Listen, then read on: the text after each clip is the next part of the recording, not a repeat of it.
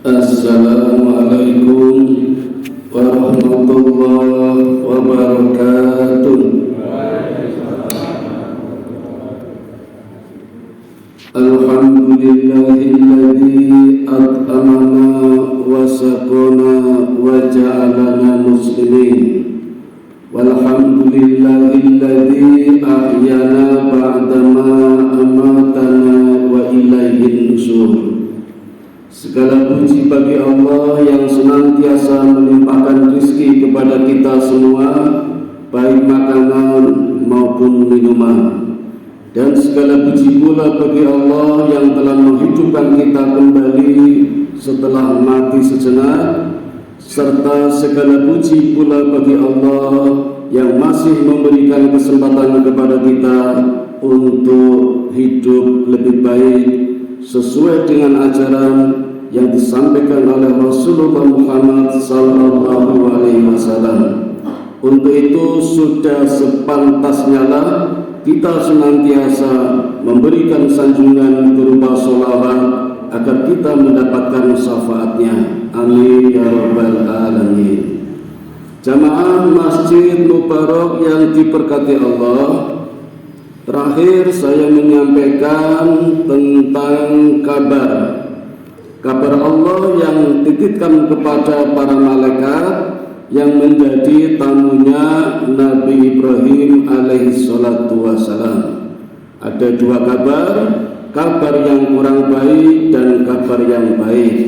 Sepertinya saya baru menyampaikan kabar yang kurang baik, yaitu tentang dihancurkannya umatnya Nabi Lut karena banyak melakukan perbuatan penyimpangan seksual.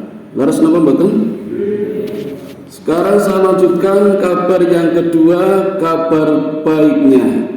Dan kabar baik ini sudah Allah tuliskan di dalam surat Hud ayat 69 sampai 74. Apa kabar baiknya? Allah akan menurunkan karunia-Nya kepada istri pertamanya Nabi Ibrahim yang di ketika usia senja tidak kunjung hamil, bernama Sarah. Maka ketika malaikat ini memberikan kabar, Sarah ini tersenyum lebar, bahkan tertawa cekikian kalau bahasa kita, sampai ngunake malaikat, bercanda kamu, saya ini mandul, sudah dinyatakan secara dan medis dan klinis tidak punya anak, apalagi suamiku, lihat rambutnya sudah putih, tulangnya sudah lemah, usianya 100 tahun, dan Sarah usianya 90 tahun. Tapi apa kata malaikat? Sok tahu lu Sarah, kalau bahasa kita. Allah maunya, ya maunya, maka akan terjadi. Dan mukjizatnya Bapak Ibu luar biasa ini. Di ayat itu Allah sudah menyebutkan namanya. Bayinya lahir saja belum, Allah sudah menyiapkan namanya. Nanti akan lahir seorang anak bernama Ishak, dan dari Ishak akan lahir anak pula atau cucunya bernama Yakub. Luar biasa ini. Rasulullah sangat memuji. Bahkan di dalam hadis Nabi menambahi dengan kalimat Al-Karim, Ibnu Karim, Ibnu Karim, Ibnu Karim, yang mulia, putranya yang mulia, putranya yang mulia, putranya yang mulia. Siapa yang mulia ini? Kata Nabi, ternyata Nabi Yusuf alaihi salatu wassalam, anaknya Yakub yang mulia, Yakub anaknya Ishak yang mulia, Ishak anaknya Ibrahim yang mulia. Luar biasa keluarga Nabi ini. Dari kakek, bapak, anak, cucu semuanya Nabi. Betapa indahnya hidup ini kalau kita punya keluarga Nabi, bukan keluarga kelitih, begal dan sebagainya. Nah Bapak Ibu, akhirnya Sarah hamil juga dan tidak lama kemudian melahirkan seorang anak. Anak ini tentu saja walaupun Allah sudah menuliskannya di dalam Al-Quran, Sarah juga sempat terinspirasi karena ketika tertawa sehingga bayinya juga diberi nama bayi bernama Ishak. Itu dalam bahasa Ibrani dari kata yaik artinya tertawa. Nah, bahasa Arabnya Ishak. Sepertinya ada jamaah di sini bernama Ishak ya. Nah itu pantas itu ahli tertawa ya. Suka tertawa lebar. Beruntung yang menjadi istrinya. Gak boleh berebut Bapak Ibu. Kalau pengen cari yang lain namanya Ishak juga itu. Kayaknya dulu juga ada pelawak yang namanya Ishak ya. Ateng Ishak ya. Ahli tertawa ini. Bahkan ketika lahirnya Bapak Ibu, kalau bayi lain menangis ini tertawa ini bayinya, kan mukjizat ini. Dan hanya sekali kejadian. Nah, kalau sekarang kejadian lagi nanti gilo kabeh senang bayi kok guyu lahir ini. Lainnya padahal menangis ini tertawa. Cuma Bapak Ibu mohon maaf, kisah tentang perjalanan Nabi Ishak tidak banyak diceritakan. Saya belum menemukan ketika masa kecil, remaja, tahu-tahu sudah dewasa. Inilah rahasia Allah. Namanya disebut di dalam Al-Quran sebanyak 17 kali, tapi kisahnya tidak banyak diceritakan. Beda dengan kakaknya yang selisih 14 tahun yaitu Nabi Ismail. Itu namanya disebutkan di dalam Quran 12 kali, tapi kisahnya banyak. Sembelihan kurban bersama Hajar, berburu, menjalin komunitas dengan suku Jurhum, membangun Ka'bah, banyak kisahnya. Jadi paslah disebut 12 kali ada kisahnya. Ini Ishak nggak banyak kisahnya. Bahkan lebih viral bapaknya Nabi Ibrahim, namanya disebutkan 69 kali, kisahnya juga banyak. Di sini saja saya menyatakan sampai 4 seri. Dan ini belum selesai, kan masih hidup ini Ibrahim. Masih hidup, istri yang pertama melahirkan Ishak. Cuma nggak banyak diceritakan. Mungkin Bapak Ibu sengaja Allah memberikan kepada kita untuk banyak belajar menggali sejarah. Maka nanti akan lahir ahli-ahli sejarah itu ya. Ya, saya nggak menemukan kisah-kisahnya ini tentang Nabi Ishak. Jadi dari 25 nabi yang tercantum di Quran, ada yang diceritakan secara detail, ada yang secara global saja, bahkan ada yang cuma nama tidak ada ceritanya. Ada 2 nabi ini, Nabi Ilyasa sama Nabi Zulkifli. Ada namanya tapi nggak ada ceritanya. Mungkin ada rahasianya ini. Nah, kita kembali ke Nabi Ishak, tapi tahu-tahu sudah dewasa nih. Ampun, saya belum menemukan masa remaja dan masa dewasanya. Apa tolan-tolan, potong putih, potong kerton, saya belum menemukan. Tahu-tahu sudah dewasa dan Ibrahim khawatir kalau nanti tidak mau menikah, akhirnya dinikahkan oleh Ibrahim. Ibrahim tidak mau Ishak terkontaminasi dengan watak perilaku orang-orang Palestina, terutama dari suku Kan'an, maka dinikahinya dengan keluarganya, dengan anggota keluarganya, dengan adiknya ibunya, namanya Ribka. Itu bahasa Irak Babilonia, bahasa Arabnya Rofiqah. Silakan pilih yang mana kalau punya anak perempuan, Ribka boleh, Rofiqah boleh. Saran saya Rofiqah sajalah, kalau Ribka nanti terjun ke politik itu.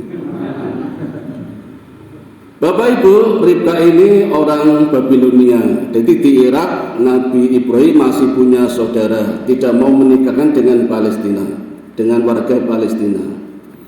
Dan hasil perkawinannya dengan Ribka ini, Ishak dikaruniai 2 anak. Nah, 2 anak ini sebagaimana Allah tuliskan di dalam surat Hud tadi, ternyata anak kembar Bapak Ibu, bonus ya. Tapi sebentar saya tunjukkan dulu perbedaan Nabi Ismail dan Ishak yang selisih 14 tahun. Gelarnya juga berbeda. Nabi Ismail bergelar Al-Halim, sedangkan Nabi Ishak bergelar Al-Alim. Beda H sama A. Sama-sama memiliki kecerdasan, sama-sama juga memiliki sifat penyabar. Tetapi Ismail lebih dominan sabarnya walaupun cerdas. Ishak lebih dominan cerdasnya walaupun sabar. Ini nanti sejarahnya panjang Bapak Ibu. Jadi kalau di antara kita yang sebagai umat turun-temurun keturunannya kita lebih dominasi sabarnya, berarti insya Allah kita keturunan dari Nabi Ismail. Kalau kita lebih dominan cerdasnya, insya Allah kita keturunan dari Nabi Ishak. Keduanya sama-sama baik. Yang Ismail bergelar Al-Halim, Ishak bergelar Al-Alim. Ini nanti menjadi alasan perseteruan negara Israel dengan Palestina sampai sekarang. Motifnya ratusan banyak sekali, tapi semuanya dapat dijadikan alasan, termasuk alasan sejarah. Ini kan historis ini. Siapa sih Ismail? Ismail adalah anaknya Hajar. Siapa sih Hajar? Hajar adalah budak. Padahal sebenarnya bukan budak, anak raja yang kalah perang dengan Raja Mesir dijadikan budak, dan ini budak terbaik ini. Tetapi orang-orang Israel, Yahudi nggak mau tahu, pokoknya budak. Jadi nggak rela kalau sampai sekarang Nabi yang dianggap sebagai Nabi terakhir adalah Muhammad. Yahudi nggak setuju, pengennya bukan dari keturunan Ismail. Nah, dari mana? Dari Ishak. Ishak kan anaknya Sarah, istri pertama yang mulia. Ini menurut orang Yahudi. Maka ingin sekali orang Yahudi Nabi terakhir ganti jangan Muhammad. Ya siapa? Ya yang dari Ishak. Nanti Ishak banyak menurunkan ribuan Nabi, itu ribuan. Karena Nabi kan jumlahnya 124.000. Nanti banyak menurunkan ribuan hadis, ribuan Nabi. Kalau Ismail kan cuma 4. Nabi Ilyasa, Ayub, terus Nabi Muhammad, hanya 4 itu keturunan Ismail. Sedangkan Ishak itu ribuan Nabi itu. Maunya Yahudi ya itu. Tapi ternyata Yahudi juga tidak konsekuen. Nabi-nabinya pun banyak yang dibunuh, diganyang oleh Yahudi sendiri. Yang sekarang menjadi perseteruan negara Israel sampai Palestina itu awal-awalnya dari sini juga Bapak Ibu. Nah, kembali ke anak kembarnya Ishak yang ketika lahir posisinya anak yang kedua memegang kakinya anak yang pertama. Anak yang kedua itu siapa? Dalam bahasa Arab, anak yang kedua menyusul itu bahasa Arabnya Yakub, dari kata akobah artinya menyusul. Berarti ada yang disusul. Siapa yang disusul? Anak pertama. Nah, siapa anak pertama? Ternyata bernama Al-Is dalam bahasa Arab. Bahasa Iraknya Ais, bahasa Ibraninya Eso. Jadi nanti kalau Bapak membaca sejarah namanya beda-beda, nggak usah kaget, itu satu orang. Al-Is atau Ais atau Eso. Ini anak pertama Nabi Ishak, lahir duluan. Disusul anak kedua yang memegang tumitnya, yang tiada lain adalah Yakub yang jadi nabi, sedangkan Esau tidak menjadi nabi. Nah Bapak Ibu, dua kembar ini tapi memiliki fisik dan perilaku yang berbeda. Esau itu memiliki badan yang kekar, tinggi, kulitnya kuning, berbulu merah. Ini nanti melahirkan bangsa-bangsa Eropa, Amerika, Swedia, Denmark, sampai sekarang keturunannya Esau. Sementara Yakub badannya tidak begitu besar, kecil, agak lemah, tidak sekuat Esau, tidak juga banyak bulunya, dan hobinya pun berbeda. Kalau Esau suka berburu, hidup di padang sabana, gurun pasir, gurun Sahara, maka badannya kuat, dan kalau berburu tidak tanggung-tanggung Pak, berburunya singa, beruang, minimal rusa.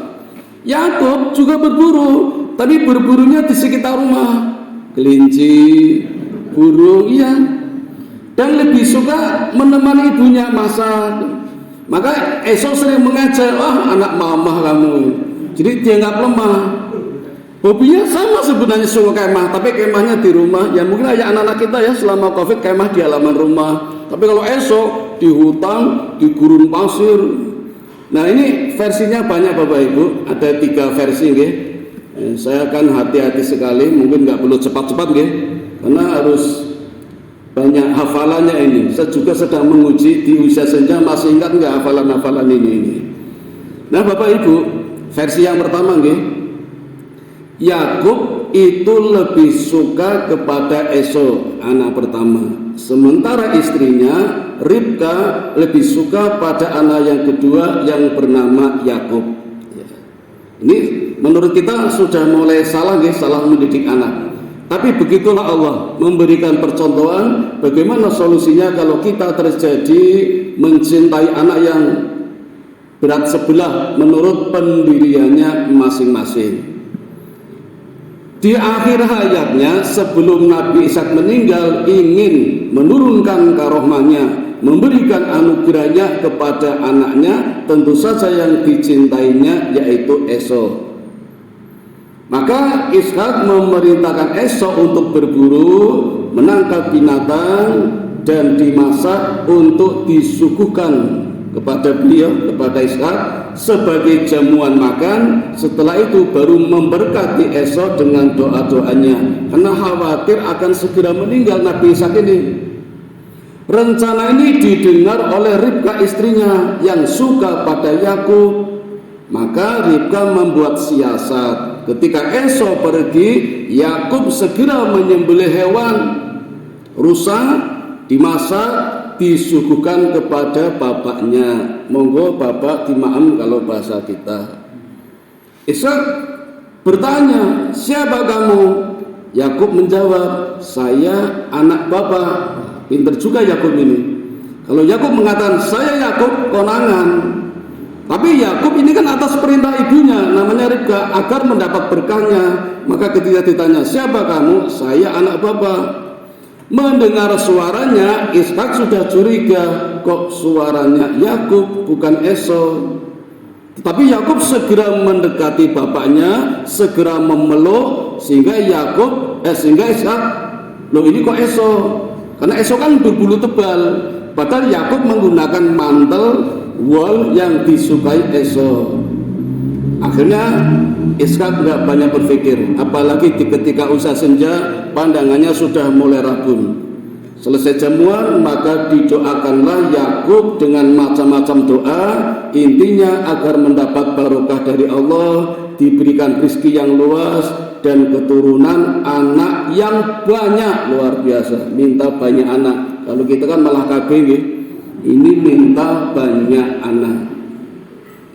Selesai jamuan dan doa bersama, Esau datang menyuguhkan masakannya. Ini ayah, hasil buruanku, silakan dimakan. Kata Ishak, loh tadi siapa? Apa ada? Ada, baru saja selesai makan. Oh ternyata Yakub. Maka Esau marah besar itu. Ya ayahku, sekarang doakan aku. Tidak bisa, karena sudah aku berikan doanya kepada Yakub. Jadi kayak film India ini, kalau doanya sudah diberikan kepada Pandowo, enggak diberikan kepada Duryudana itu, berebut doa itu. Esau marah besar dan mengancam, kalau ayah besok meninggal, Yakub akan aku bunuh. Mengancam itu Esau. Sampai ibunya takut, Ribka khawatir kalau Yakub akan dibunuh, lalu disuruh pergi, diungsikan, diamankan di rumah pamannya bernama Syekh Laban, tinggalnya di Irak, di kota Fadan Aram. Ini versi pertama, saya potong ya. Sekarang versi yang kedua. Udah 20 menit ini, tapi saya lanjut nggak banyak-banyak ya, biar motongnya gampang. Sekarang versi yang kedua. Versi yang kedua Bapak Ibu, ini terbalik ini ya, terbalik. Jadi menurut Nabi Ishak, justru Yakub yang sering disakiti oleh kakaknya. Kalau bahasa kita dinakali, dijiwiti, ditunggangi, sering dianiaya. Yakub sering tersiksa itu, tapi nggak berani wadul. Nek wadul diajar meneh. Tapi sampai kelewat batas, akhirnya wadul juga kalau sering dianiaya kakaknya. Maka Ishak mencoba menikahkan Esau. Siapa tahu dengan menikah hatinya menjadi lembut. Tapi apa yang terjadi Bapak Ibu, walaupun sudah menikah tetap sangar, tetap beringas.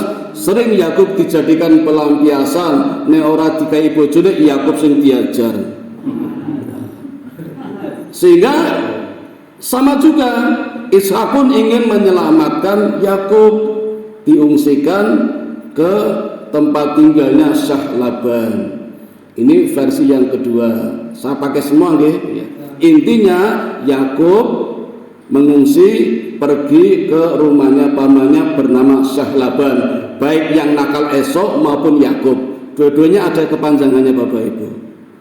Perjalanan cukup jauh dari Palestina menuju Padan Aram di negeri Irak, melalui gurun pasir, padang Sahara dan padang sabana yang cukup panas terik matahari. Sehingga Yakub yang tidak memiliki badan sekekar Esau sering banyak istirahat terutama di siang hari.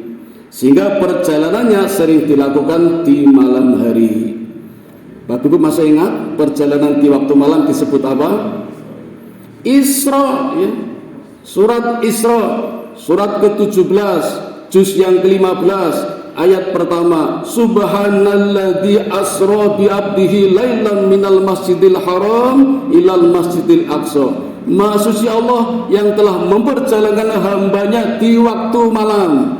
Nah, perjalanan di waktu malam disebut Isra. Oleh karena itulah Nabi Yakub berubah nama menjadi Isra. Ilnya apa? Ilnya Allah. Allah yang memperjalankan hambanya di waktu malam. Maka sejak saat itu Yakub mengganti nama menjadi Israel, yang sekarang orang banyak menyebut Israel. Sekarang Bapak Ibu sudah tahu, tolong kalau tidak keberatan jangan menyebut nama Israel untuk keburukan. Karena Israel adalah nama Yakub, nama Nabi yang mulia. Dan siapa yang nakal itu? Yang menggempur Palestina itu bangsa Yahudi Bapak Ibu, bukan Israel. Yahudi yang sering menebarkan fitnah, termasuk menfitnah nabinya sendiri. Nabi Yakub difitnah dengan keburukan dengan nama Israel. Padahal yang jahat adalah Yahudi. Surat Al-Fatihah ayat ke-7.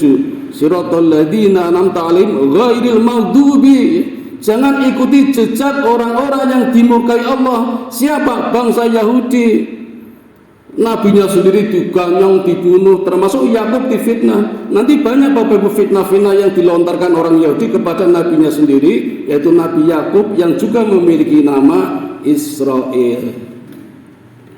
Nah Bapak Ibu, sedikit lagi tanggung nih. Siang hari ketika tidur di satu tempat yang belum tahu namanya, Nabi Yakub menemukan batu besar, dan batu itu dijadikan tempat tidurnya, dijadikan bantal dan kasur. Ketika bermimpi, Nabi Yakub melihat malaikat turun dari langit melalui tangga-tangga langit, dan ketika itulah Allah berfirman, Allah berbicara dengan Nabi Yakub, "Ya Yakub, wahai hambaku, di tempat inilah kamu nanti akan memiliki kekuasaan. Kamu akan menjadi raja dan Allah akan banyak memberikan rizki sekaligus anak." Mimpi inilah yang sempat Yakub terbangun, kemudian bergegas ingin segera sampai di rumahnya pamannya yang bernama Syah Laban. Namun sebelum meninggalkan tempat ini, batu itu diberi tanda, dituliskan, "Wahai batu, esok aku akan kembali ke sini ketika aku selamat, dan tempat inilah akan menjadi singgasanaku. Tempat inilah akan menjadi kerajaanku dengan banyak keturunanku." Itu tulisannya Nabi Yakub di batu itu. Kemudian Yakub melanjutkan perjalanan, dan hasil mimpinya tadi memberikan motivasi sehingga Yakub berjalan cepat. Ini mukjizat lagi ini. Allah berikan mukjizat betapa cepatnya berjalan, sehingga tidak lama kemudian sampai di tempatnya Syah Laban pamannya atau adiknya Ribka, istrinya Nabi Ishak. Pun Bapak Ibu sampai di sini nggih. Ini kalau dilanjut nanti tambah 1 jam lagi. Insya Allah besok lagi kita mulai dari kehidupan di tempat yang baru, di Babilonia, di Irak, di kota Fadam A'ram, kota tempatnya pamannya bernama Syekh Laban. Tak kasih bocoran sedikit, nanti di rumah pamannya Nabi Yakub poligami, menikahi 4 istri coba, termasuk 2 anaknya Syekh Laban yang kakak beradik, namanya Lia sama Rahel. Anaknya banyak sekali, 12 laki-laki. Kalau menurut versi Bible ditambah 1 lagi bernama perempuan ya, bernama Dina. Besok aja lagi insya Allah. Mudah-mudahan Allah memberikan kesempatan, kesehatan kepada kita untuk tetap kita belajar lebih banyak tentang kisah-kisah para nabi yang bisa dijadikan keteladanan bagi kita. Mari Bapak Ibu kita tutup dengan doa kifaratul majlis. Subhanakallahumma wa bihamdika asyhadu an la ilaha illa anta astaghfiruka wa atubu ilaik. Assalamualaikum warahmatullahi wabarakatuh.